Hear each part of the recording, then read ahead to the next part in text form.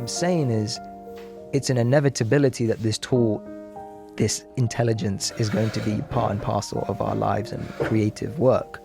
So make it your own. How do you make it your own? It's up to you. Here we are. Here we are.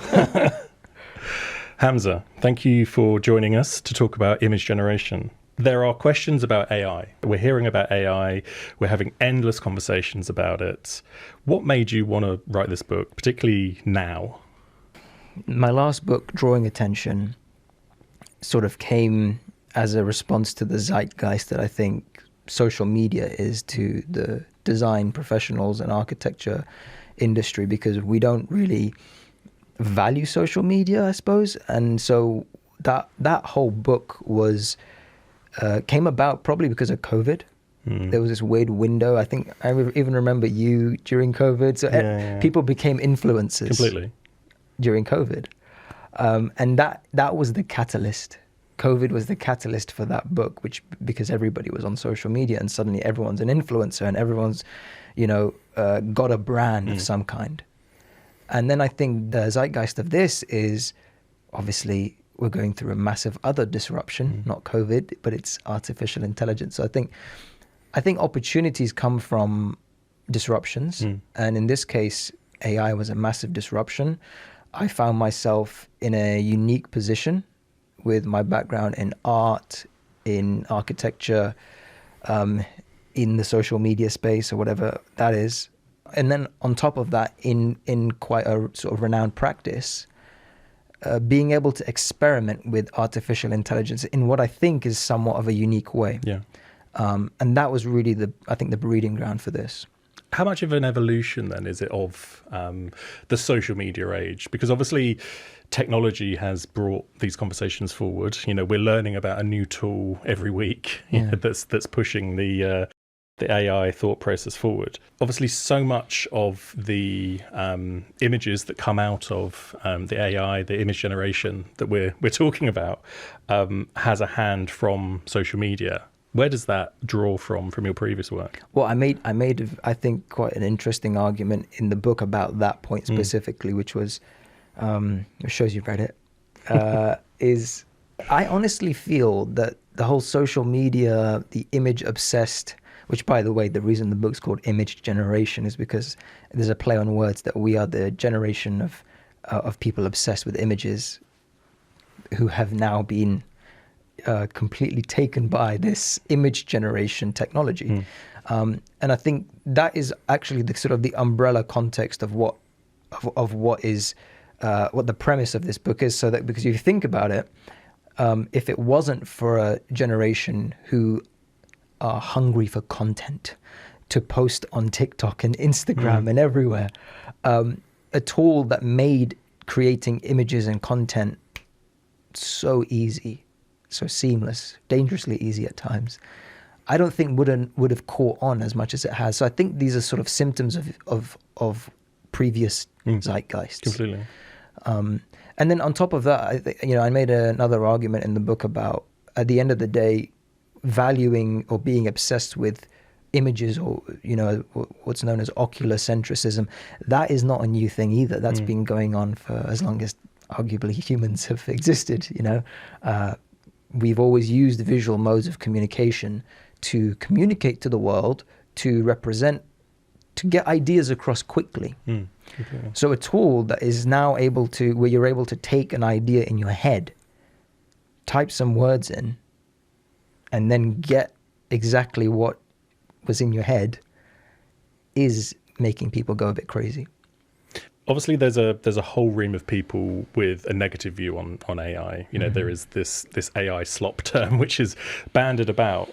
How much of that negativity do we need to sort of fight against? And particularly when you say something like it's making the process a lot easier, that makes the quality questionable. I think people have that view. It's a real concern. It's a real concern that expedited image creation powers give way to superficiality, to commodification of image, of design. And we don't want that. That's why I've always taken I think a nuanced approach, and that's what the book tries to capture is this idea of like a hybrid approach. So what is the use of these tools where the human hand and agency is at the forefront? To me, that's the most effective use of these tools, is not just to sort of hit an automate button or, to just let the thing run, right? The idea is, how can you make it your own? And I think it's a very tricky space to be in, because we're seeing automation come and become more and more rampant. And so the need for you to really refine or craft that thing to be what it needs to be is getting less. So it's a big question that we could talk for a long time, because I think to really get a kind of a systems-based approach, understanding of how image generation and really where it's going can be valuable, you have to talk about data. You have to talk about advanced configurations. You have to talk about training models. You have to talk about ethics and bias. And all those things need to be addressed. So I think there's a surface level use of these tools. And then there's very very advanced, nuanced approach. And that's what we try to sort of give people a window into, is how can you use it in a nuanced way, where you're not just relying on one thing or you're relying on some commercial form of a tool, but you're getting to the depths of it. You're fighting the model. You're playing with it. You're creating unexpected moments. There's almost a craft in some of the methods that people have uncovered. It's an interesting way to think about it, and particularly, giving its clear accessibility versus its inherent complexity. I guess like you say, the surface level versus the depth. One thing that obviously we both share is a love of hand drawing, that analog approach to things. How do you see that hybridized link between you and the machine, if you like, particularly through, if any of the people see your content, for example, a lot of the time it is through those analog inputs that are creating those final images? The hybrid approach is, first of all, it's not my approach. It's not a new thing I've invented, like having a human hand in technological craft or arts it's been around for a long time, and to be honest, people from many different industries are all creating their own hybrid approach to AI AI deployment, and so what that looks like is different in industries, it's different in companies, it's different in individuals. What the real important thing is, in my opinion, is can we say that this is our work? Can we say that this is our outcome? Sure. And I think my question is a provocation, in the sense that if you can do something that makes you feel comfortable that this is your work, then you're moving towards what I would call a hybrid approach. So I don't want to specify what exactly a hybrid approach is. I don't think there's a definition for it.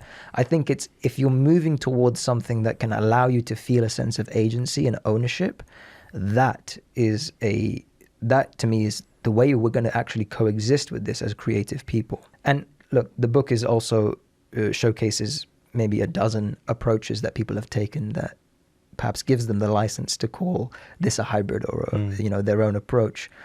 Some ranging from, as you said, we love drawing. Some ranging from doing a series of initial drawings that feed into a referencing of your model, or feed into training the model, or maybe it's less of a preliminary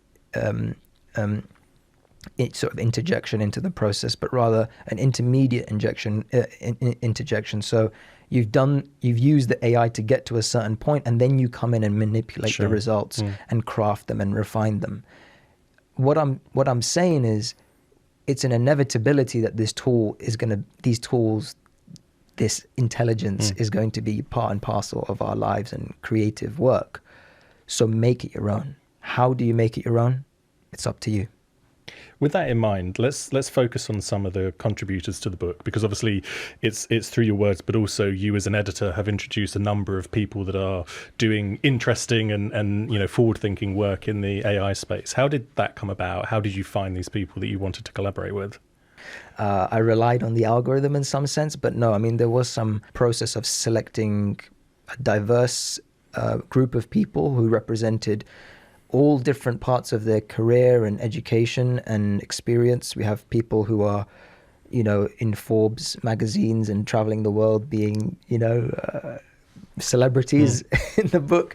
And we have people in the book who are recent graduates and who've done just really fantastic work that I was able to be exposed to. And I thought it would be a great way to showcase what's happening with these people, but also because they're in pedagogy, you know, they're in studies. So I think it's a very useful look into what's actually happening in universities. It's a look into what's happening with people who are deeply in practice, and a look into those people who are deeply into the business world, perhaps even redefining, you know, business models that we currently operate in. But also there's a sort of a community, I suppose, that starting to recognize each other that you can kind of sense on social media. I think that's one of the positive things as a, you know, I'm in no way an AI expert. I dabble now and again, but as someone that sees all of these different voices coming together, it does feel like there is that sense of community, that sense of, I suppose, people testing, trying to understand something, and also being happy to maybe share the results for the benefit of everyone else. It feels like it goes into that sort of ethos. For the benefits of themselves as well. Well, yeah. I mean, for a £29 course. I'm or not something. gonna exactly. Yeah, teaching a course on how to write a prompt is, let's just say, you know, you can teach yourself how to write the right prompts. Look, at the end of the day, I mean, even that analogy of people teaching courses on prompt writing, look, there is immense value to be taken in that, and maybe I shouldn't be quick to judge in that sense. There are people who don't know where the hell to start. They don't know where to start. And yes, it might be obvious to me about, like, you know, how to structure a prompt. What does prompt hierarchy mean? You know, the nuances for prompts reacting to different models. But some people do need a helping hand.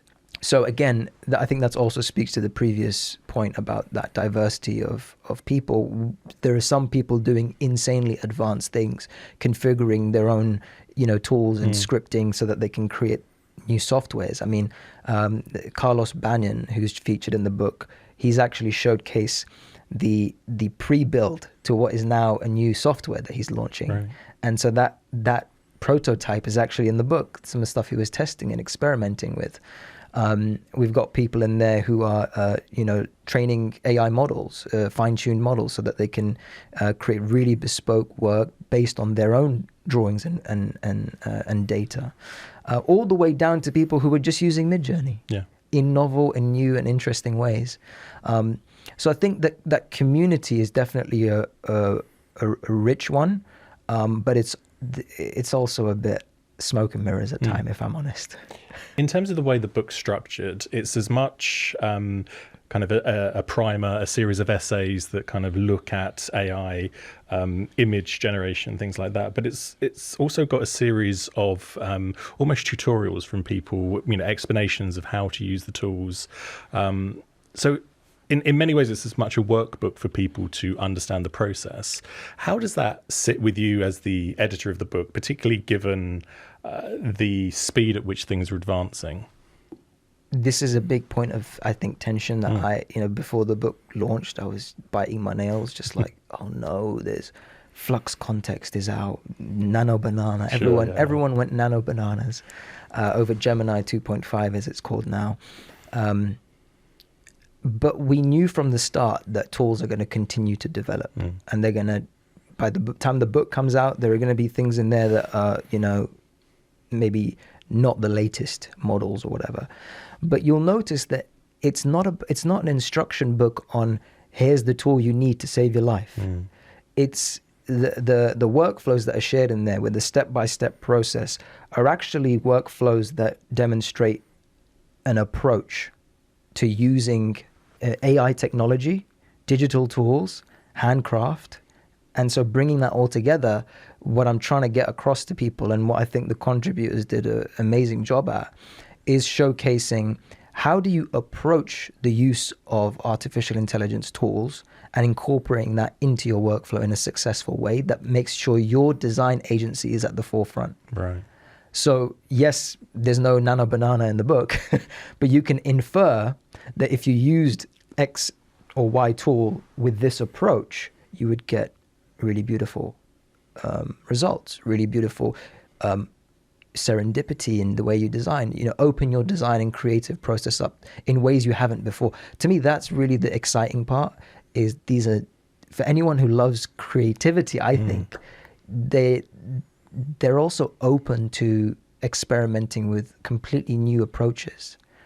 And to me, that's what this is. It's what is a new way of approaching your creativity. So the sort of fundamentals of how these things come together. Totally. And fundamentals is a great word, because also, I've actually been in sort of the hiring process with looking at new talent in AI proficiency. And the one thing that really stands out to me is people who, when they apply, they have a foundational understanding of AI tools, these legacy tools, these legacy algorithms like control nets, or they've used Stable Diffusion, or they've used Comfy UI, or they were there for that mid-journey rise from V2 to what it is now. They have this sort of understanding that sets them apart, because they engaged with those early legacy tools. They were able to understand its implications in how it impacts individual creative capability, how it impacts collaborative work capabilities, and how it can actually impact the design process. And I can see in those people there's a high level of maturity in the way that they approach new tools as they come out. Sure. And so I would be very proud if I saw people in university 3-4 years from now looking back at this book going, whoa, like, look, these are the days when they used control nets. There's a lot that can be learned from here, and maybe actually control nets are still being used for experimental processes. I just don't think new is always better. And the rate at which things become new now is crazy. I think it's a fascinating parallel, because obviously, lots of architects that are probably listening to this here, seeing this, thinking about the way the architecture profession has changed over the last, say 25 years with the advent of CAD and BIM and things like that. There are a series of fundamental things in our architectural process, for example, that people hold on to. And like you say, having that fundamental appreciation of things that you can probably see through the fluff and the noise sort of thing, are the things that people hold on to for their careers. And it sounds like it's a similar thing even with AI, which feels like such a contemporary thing. Think of it this way. We're heading into a future where we don't know what tools are around the corner. We don't know what thing Google's going to release next. We don't know what OpenAI are going to do next. But we want to be able to respond to it. And I think the people who have been following that journey, they're just much more prepared to respond to what comes next. And maybe there's an intangible factor to it, but I mean, to be completely honest, it's probably just the building of knowledge and understanding of what these things can do.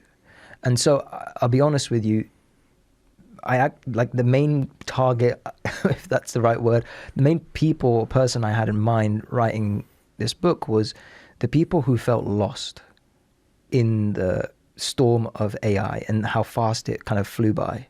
Because in 2 or 3 years, this thing has gone from typing stuff in and it's like a weird abstract oil painting. Sure. And by the way, my mind was blown when it would do that. Like I would type in, I don't know, an octopus, hanging from the Eiffel Tower in the ocean, right? And to see this thing attempt to do it, taking into account some weird nuanced language, was mind-blowing, absolutely mind-blowing.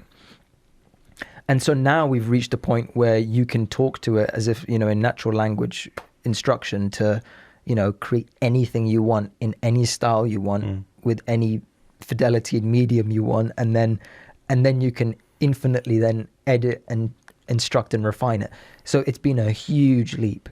And I think there are people who've gone, I don't know where to start. Yeah. Do I start there? Do I start here? What did I miss? And so I want to try and plug that gap. In the acknowledgement, there's a lovely piece about talking to students, and I know that's been a big part of this is trying to kind of embrace AI as a student. What would you say to those students? What would you be doing if you were back in those days? Now. I was always a very experimental student. Didn't care about sort of getting the best grades. I mean, there was a point where I was like, I need to get the best grades, but I cared more about exploring and experimenting and unlocking new ways of doing things. And I think a lot of people have that feeling too. I was already super experimental in the way that I would try and, draw things, the way in which I would try and communicate ideas, the way in which I would try and explore different processes of design and different inspirations being created. So it's now even more important to be experimental, because the design process is kind of in a moment of flux right now. Because previously it was quite obvious that, you design like a concept sketch, perhaps, starting point, to starting to do your massing studies. Yeah, there's a known process. Right, and you get taught that architecture. So, I mean, some good schools will ask you to break that process or think about alternative methods of design conception. Now it's unavoidable for you to not experiment, because these diffusion-based tools are just made for artistic experimental exploration. You could start with a series of words, you could start with a poem, you could start with anything, and there's a way for it to translate into visual modes and mediums. And then the thing about what we do is we're great curators. That, I suppose, that term or phrase, which I think still holds true, which was being said a lot during the early days of AI, which was we've gone from creators to curators. Really, I feel like we've always been curators. We've always been looking at what's out there and then organizing it in the way that we feel best. I think I don't think we create. I think we've always curated. And now curating with a tool that is able to throw ideas back at you at an incredible, I don't even think pace is the right thing to say, because speed isn't really the value here. Speed is not the value. It's the expansion that's the value. You have one seed of an idea. Previously, you would sit with it. Sure. And by the way, sitting with an idea is crucial. It's really important. In fact, if there's anything negative to say about what these tools are doing, it's that we've lost the ability to really sit with ideas. Yeah. Let them be. Come back to it. But I'd be lying if I didn't say that there's a real huge value for taking a seed of an idea and expanding it. Because then what I think it also does is it opens up collaborative potentials too. If you take a seed of an idea and let it expand and everyone can see, feel, and input, you can end up with another idea, which is a beautifully refined and synthesized idea that then you can sit with. I think it's a fascinating comparison, because it's making me think of when I've worked with students, for example, in tutorials, and they're trying to explain an idea to you. They're trying to explain what's in their head. And it's always that question, or the thing I always go back to, is that you need to draw it to test it. You need to communicate it. 100%. You need to get it out of here onto something to be able to look at it, to be able to discuss it. Such a good point. And I suppose it is just the AI is allowing you to somehow get this thing out. Now we're like, I don't want to see it. Don't show me. I mean, this is the thing, because people always, in my career, for example, because I've so heavily gone into hand drawing, there is that fluidity. There is that thing that I can visualize in some part, something that I think of quite, fluidly. And I suppose it's now almost democratizing that process in some way. 100%. That's a brilliant point. You're giving people, it's increasing accessibility to ideas. Yeah. The revolution here in the design process is the expansion and the accessibility to ideas that come from so many different sources. And that's again why I come back to that curation point, because in a world filled with ideas, Yeah.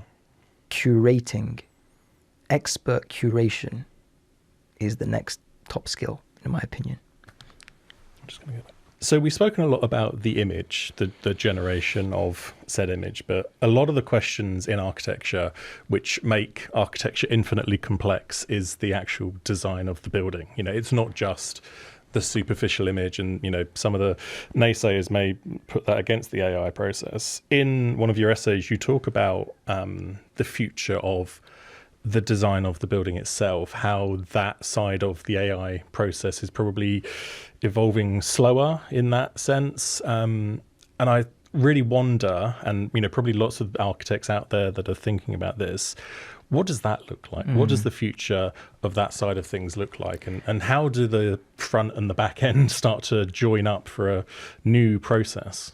Yeah, great question. I think it seems slower, but it's probably just hidden. Right. Or it's not as glamorous, maybe. It's not as glamorous. There's no fancy images in your face. But for those people who love data, it's very exciting, because really the data is the key to what is going to unlock, let's say, the latter stage of the design process with regards to AI integration. If you don't have well-trained data sets, then we are stuck. We're stuck in let's say the image generation world. But the other big thing is also the real obstacle is going from 2D to 3D. Now, the way I understand it is, if you look at the way generative 2D has been going on, you know, generative images, you have diffusion models that have been trained on millions and millions of assets, images, and those have been sometimes scraped from the internet, unfortunately, or trained on, you know, very bespoke you know, data sets. What ends up happening with that is the only data involved there is, like, you're talking about tags, right? Sure. So these are like, if I was going to train an image model, for a foundational image model or even fine-tuned model, and it was an image model of you, you know, I would take a picture of you. Maybe I would have a trigger word to know that this is the Chris model. So I would make sure that there's a tag on you called Chris. There's the blue blazer tag, buttons on the shirt tag, you know, all these different things, the facial hair tag. So I'd be adding those textual based tags. That's about it when it comes to data with images. So it's a simple... You can't do much with that in the design process for real 3D tangible data rich outcomes, which is where the delivery lies in architecture, right? BIM or construction based documentation. So yes, there's a massive obstacle, or let's say there's a massive weakness in AI being useful for the latter stage, when all you think about is image based. Now, there's something really interesting going on in the 2D to 3D translation or approximation technologies right now, where an interior of a space, you generate the image of that interior space, and then you take it into what's called a large reconstruction model, which does this sort of assumed photogrammetry, like assume what the other views of this interior would look like. And then it's able to then generate based on a generic data set, which is actually trained on things that are very simple, like rubber ducks and toy cars. That's the level of sophistication of 3D data for these models right now. So it understands the approximation of it might look Correct. like that if you turn That's why if you try and translate a sofa, it'll look all right into 3D. But if you try and translate a facade or a building, it's getting a lot better. But it doesn't give you like real clean, perfectly defined meshes or binary meshes. It gives you kind of a mess. Because the approach we're taking there is reconstruction with kind of these organic, imperfect forms. And the reason we're doing that is because there's no real data that's being able to feed or create these, what's known as function calling, so like bringing in and pulling in real clean 3D assets. And so and there's also some really cool things in terms of approximation technology that can, you know, look at the sofa, or let's say look at the facade and say, again, using sort of an LLM integration. So say, I know this is a facade. I can see that it's doing da-da-da-da-da. So instead of me trying to translate exactly that, Here's what I'm saying it is, and then I'm going to go and pull on real data to make that. And that's why it's called approximation, because it's not always going to make it perfectly the same.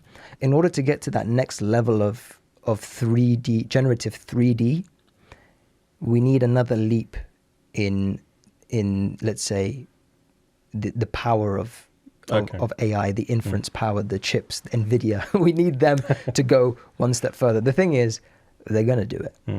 That's all they care about, is increasing computational power for training AI models. So what I argue in the book as well is we are definitely heading towards a generative 3D world.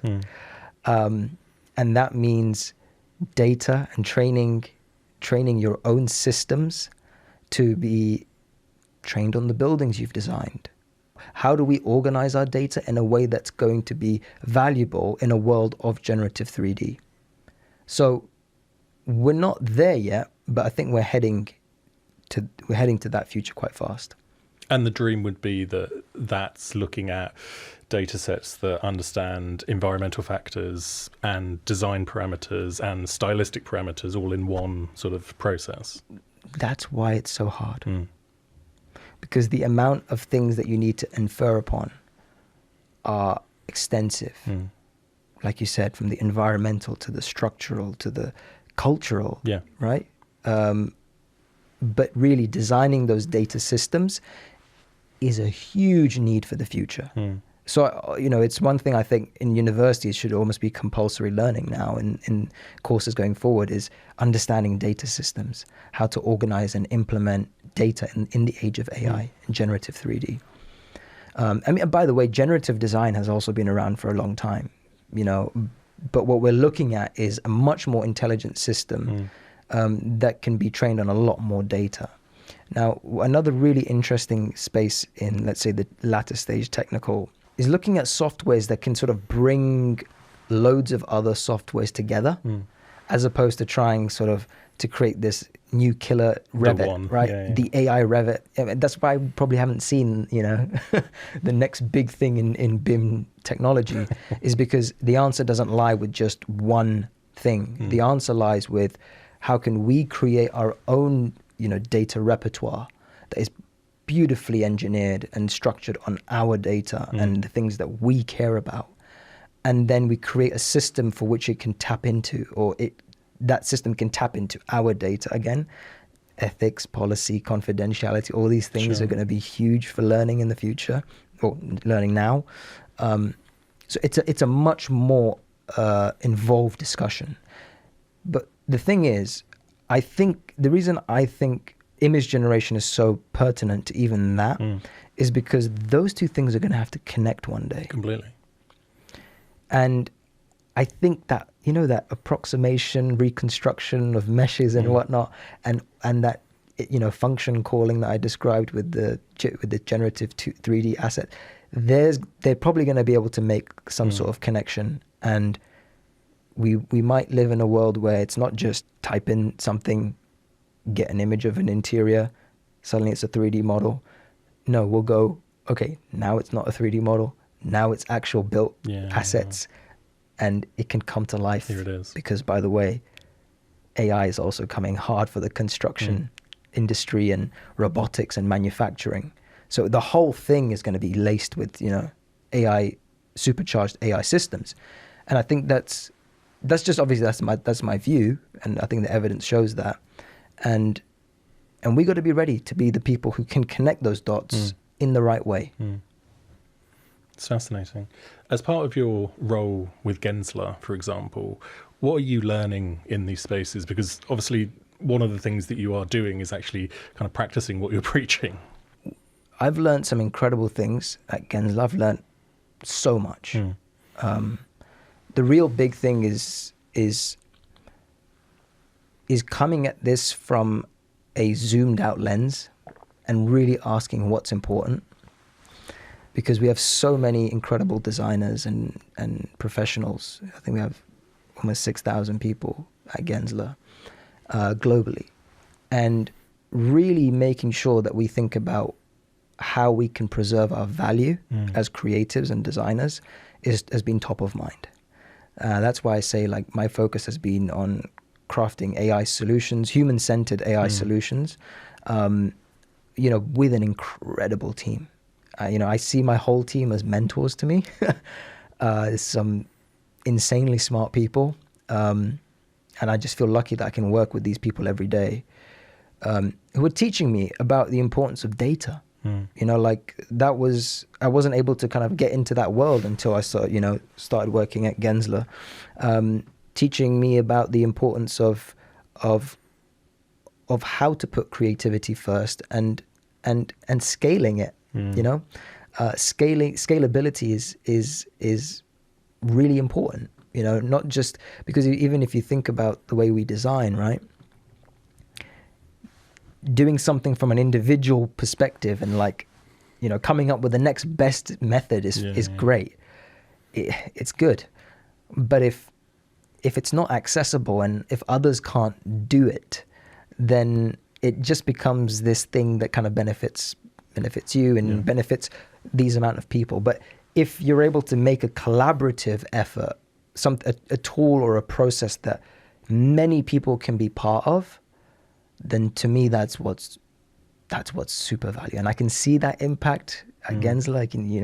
We work on incredible projects all over the world. So I don't just get to sort of come up with solutions in that amazing intersection between creativity and technology, but I actually get to see it. Yeah, it has an impact. I get to see it in action. It's a fascinating thing, and particularly when you talk about data, for example, and value. The idea that the clarity of your data somehow has an extreme value to it in the future, has part of your IP almost. That thing of architects having to lead that is a completely different and kind of fascinating future, I suppose. Yeah, I mean, I feel like having people who were involved with computers at all was probably alien to architects of the past. Yeah. So probably the same thing with us now. Maybe the profession is filled with data scientists and computer technology engineers and data engineers. I think we have to be ready to see new roles be created in our profession. And architecture is it's so broad. It sort of allows for so many different specializations and paths, and that's to its detriment too. We kind of feel lost, coming out of architecture school or teacher. What do we like? How do you becoming an architect? Has always been this definition that's been in flux as well. So the architects of tomorrow, maybe a core part of their proficiency, I don't know, the part 3 course of the future is perhaps data proficiency. I probably should be. Yeah, fascinating. With that in mind, there's an ongoing page throughout the book which asks each of your contributors, what does the future of the architect look like? That neatly ties onto your point. What's the common theme amongst your collaborators that you've kind of found? Are there any outliers, and how much does that sing true with your own opinion? What's become very obvious, I think, to everyone now is we need to have a certain level of mastery over how we can maneuver through automated technology with agency, because we are moving towards more and more automation of things, but things being automated isn't always the right answer. And so I think this movement, if you want to call it that, or the philosophy of being the force behind what is actually coming out of a system is something I felt and saw throughout everyone, and we all kind of shared that opinion. Sure. I think some people lean more towards accepting automation than others. Some lean more towards, AI is just something on the side. I think all of those things are fine. I think what I wanted to do was bring everyone's opinions to the table and really try and lay out as broad as possible a series of perspectives, because I think that's really where, you know, everyone talks about automation and there's like this dystopic kind of thought around it. Yeah. But I really don't see true automation in anything really. There's not much that is like fully automated if you think about it. I think we're gonna change our relationship as people, as creatives, with automation. Some people hate it. They don't even want to consider it. Yeah. And some people accept it and are willing to, well, they love it because it has obvious benefits. It has obvious drawbacks too.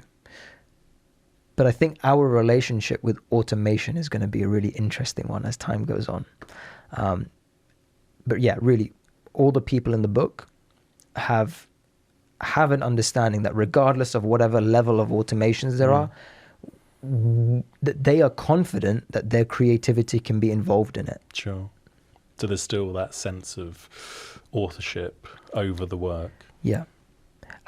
It's so hard. It's so hard for us to step out of our current paradigm and sort of picture what creative agency looks like in the future, because it's a paradigm shift. But I really believe in us as humans, to be cheesy with it. I really believe in our ability to be creative with it, right? I think we'll find a way to be creative with being creative. Yeah, love it. We've spoken about what the students of today and tomorrow should be doing. What should the practice owners be doing? Particularly the small business people that are, you know, hearing the AI news every day, a new tool, you know, every week, a lot of noise. You know, what are those tangible things that people out there should be doing? I think you need to learn about what has happened. You need to know, how did this thing start? Why did it start? And how did people use it in a way that was successful? Yeah. What does success even look like? And that's what this book also tries to go through. Like, this is perhaps what success looks like.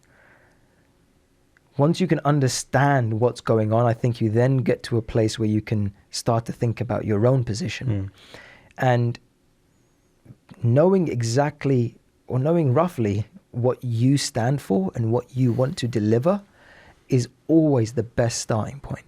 Because the way I've sort of, you know, if I'm mentoring students or whatever, like I say to them, look, find what makes you passionate or what your business stands for, and AI will be able to supercharge it.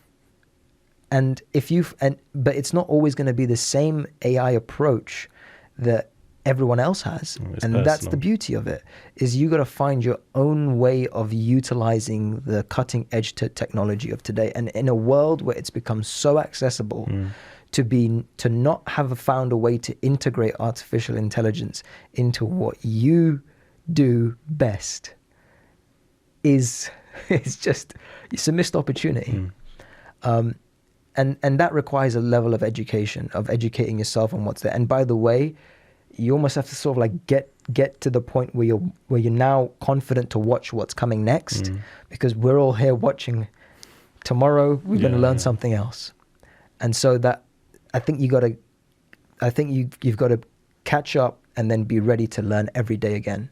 And we have to move fast. And look, at the end of the day, like, I've gone to a number of talks and panels, and I sometimes get frustrated that sort of 2-3 years on, we're still asking the same questions.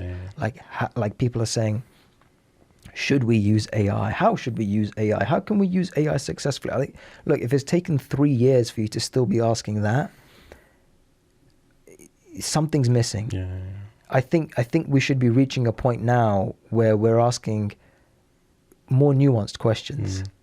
I think it's fascinating because, you think about the whole sustainability movement, for example, in architecture, and how long, there are people at the forefront of that movement, and the sustainability is intrinsic in what they do, whilst the rest of practices go, oh, how can we be more sustainable? How can we change our processes? And it's exactly that same bureaucratic type thing where we have those very slow conversations, and we're slow to react, I suppose, which feels like a similar sort of ethos. That's a great analogy. It's exactly right. It actually reminds me of the real issue that we have with the use of AI systems and their effect on the environment. But you're totally right, man. Like when there's something which is just happening, whether you like it or not, in a weird way. Because if we all just stood here and did nothing, AI would still... it's still happening. It would still happen. Yeah. And I think you've got to respond to that in some way.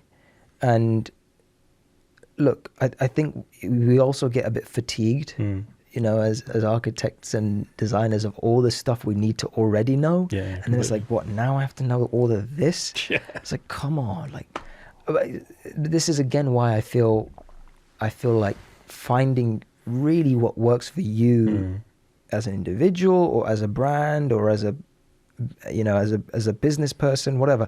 I think finding your flavor is really what's going to help you navigate all the changes that are happening.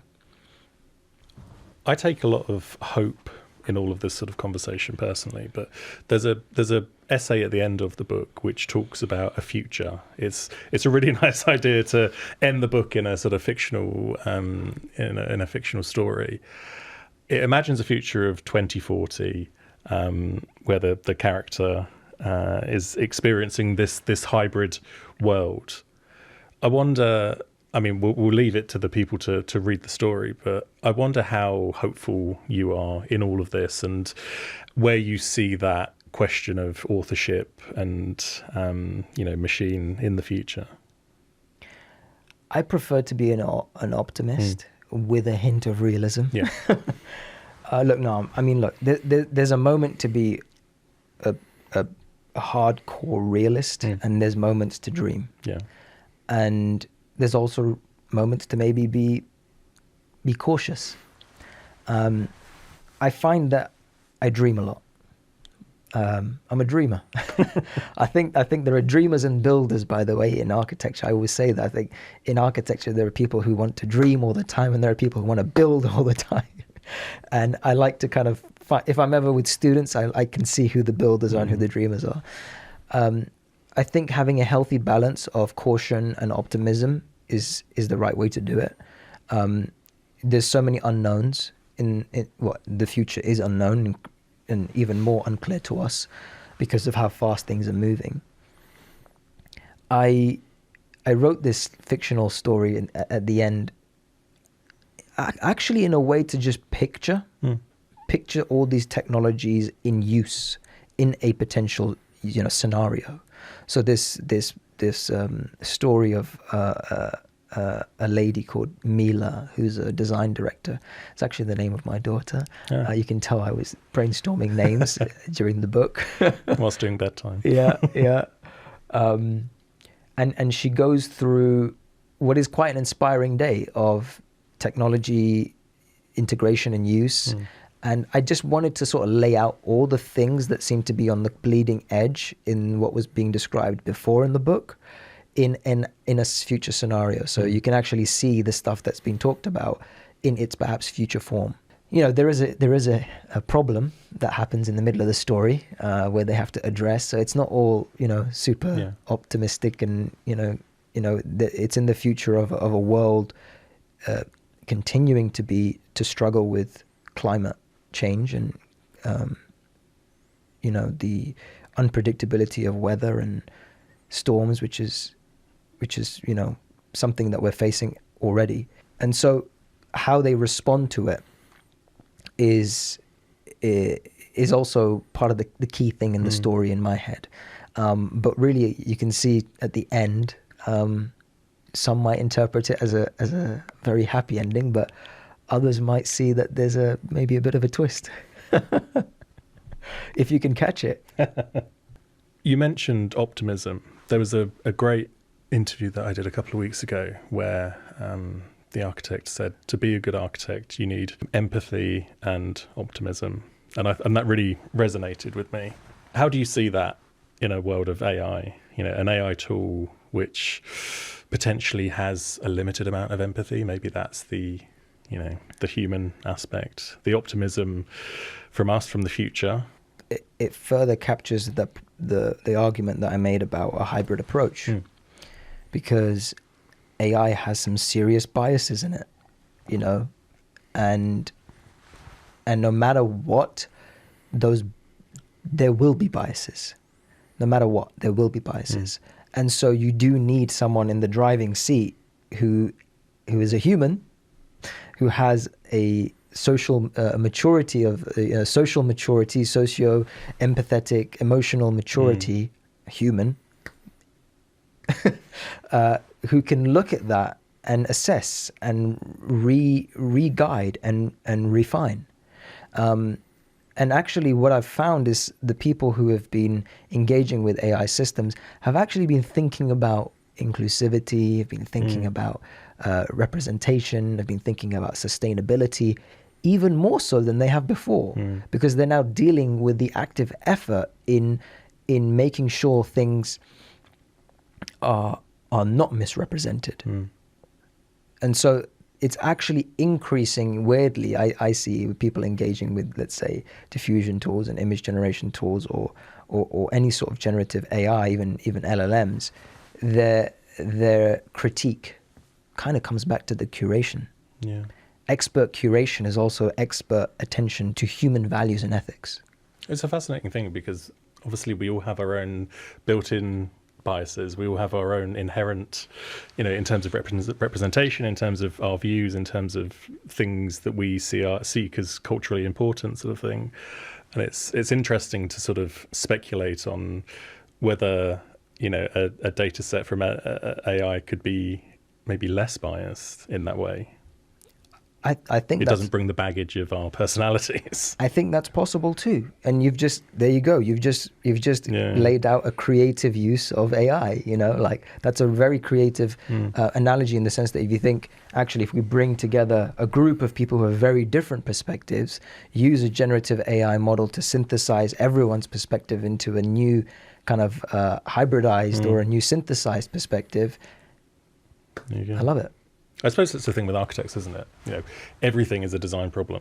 That's the fascinating thing, I guess, about any of this, embracing technology, embracing new thought processes, is having that eagerness to learn, which I think many of us do.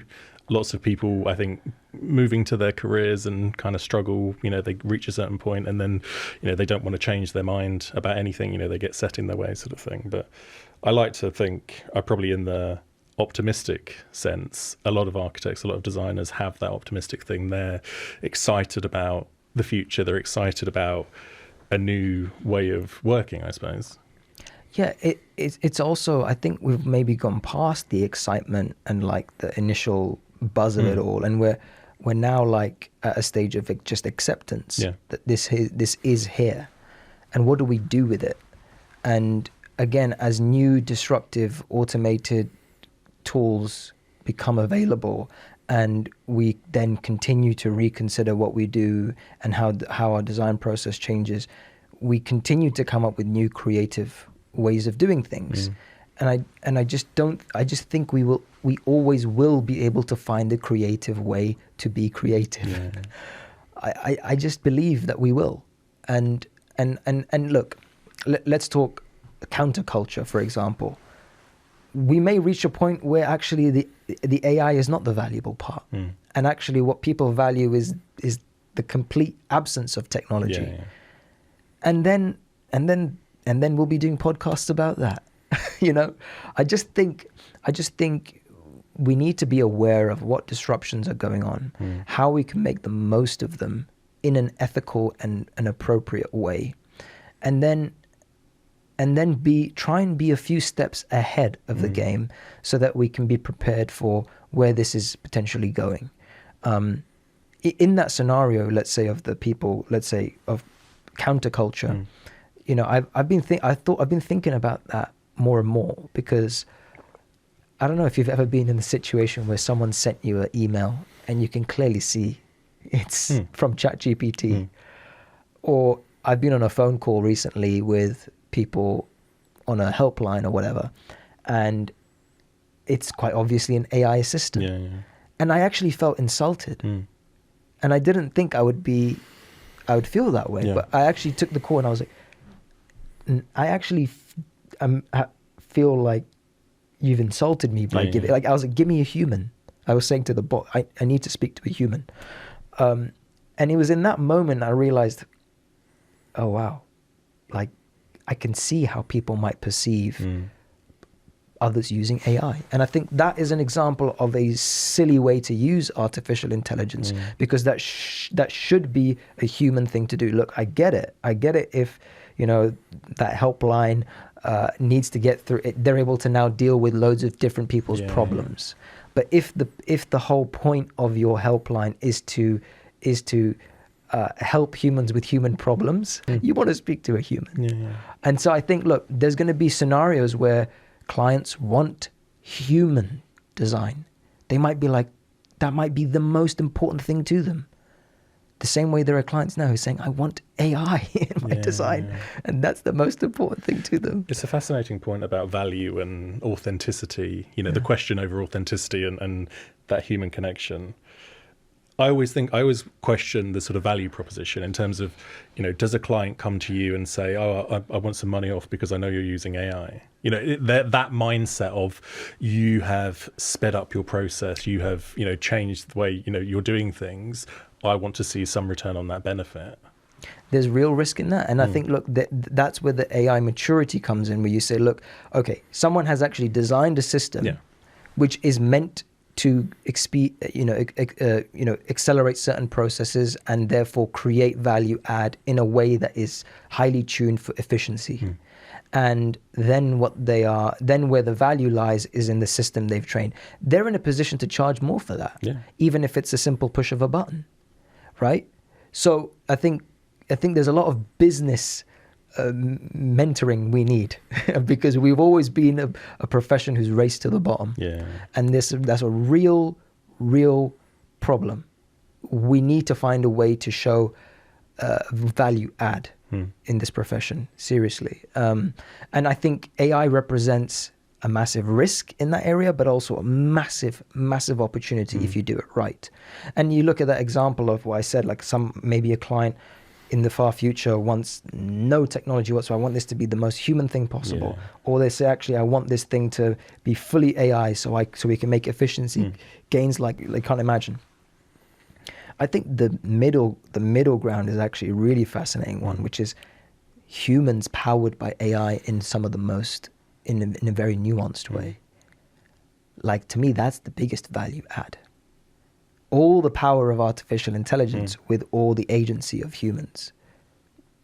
Look, is that possible? I don't know, but that's what I'm seeking. Having spent the last couple of years of your life, you know, knee deep in this thing, producing the book, you know, surviving family life and, you know, working in an international practice, what are the big things that you can take away from not only the contents of the book, but the process of writing it, talking with all these fascinating characters and trying to distill something that is still in flux? That's a good question. It's a big question. If a student reads this and says, I feel more confident, I felt lost, I kind of know what's happening now, and actually I feel like I have the power now to go and find my future and create a value proposition for myself that I can be proud of, I can earn a good living, I can prosper. That is a job well done to me. I don't know if I have any takeaways yet. I remember when that kind of happened with my last book, and that was the first time I felt a sense of achievement with the book. I think the book's out, it's just a book. Until it has impact, I don't really feel like I have a huge takeaway, if that makes sense. So if you're out there, if you've read the book, if it's helped, let me know so I can sleep well at night. Yeah, I mean, apart from that, it's been a hugely educational process for myself. I've had to go and learn deeply about data engineering. I've had to learn deeply about data centers. I've been learning about the sustainability impacts, real issues there. I've been learning about robotics. There's a chapter in there about robotics. Someone did an incredible workflow coding a robot to do drawings like humans. I've learned about crazy hypercube, four-dimensional theoretical concepts. So I always look at it as a learning experience, and I think I take pride in being able to sort of like take really complicated ideas and try and distill them in a way that's going to benefit people, hopefully. Perfect. Thank you so much. No worries. And with that, this is for you.